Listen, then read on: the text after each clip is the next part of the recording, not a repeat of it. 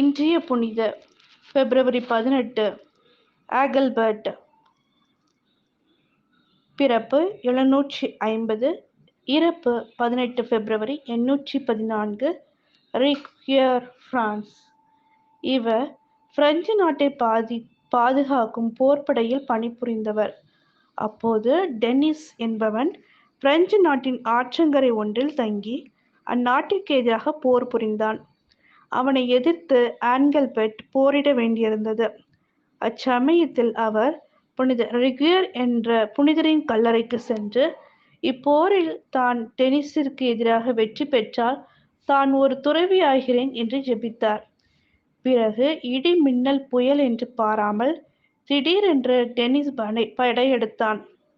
ஆங்கல்பர்ட் அவனை எதிர்த்து போரிட்டு தன் படையுடன் வெற்றி பெற்றார். அவர் பெற்ற வெற்றியானது அந்நாட்டை எவ்விதத்திலும் பாதிக்காமல் காப்பாற்றப்பட்டது. இதன் விளைவாக கடவுள் இவரின் மன்றாட்டை ஏற்று வெற்றி பெற செய்ததால் செயின்ட் ரிக்வியர் அவர்களின் துறவற இல்லத்திற்கு சென்று துறவியானார். பின்னர் அச்சபையின் மடாதிபதி பொறுப்பையும் ஏற்று மிகச் சிறப்பாக அச்சபையை வழிநடத்தினார்.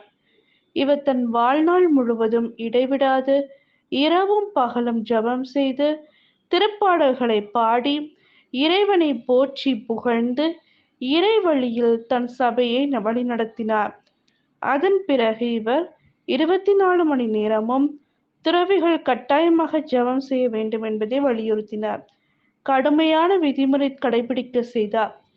புனித கன்னிமரியால் சூசேப் இவர்களின் ஜெப வாழ்வை வாழ தன் சபை துறவிகளிடத்தில் வலியுறுத்தினார்.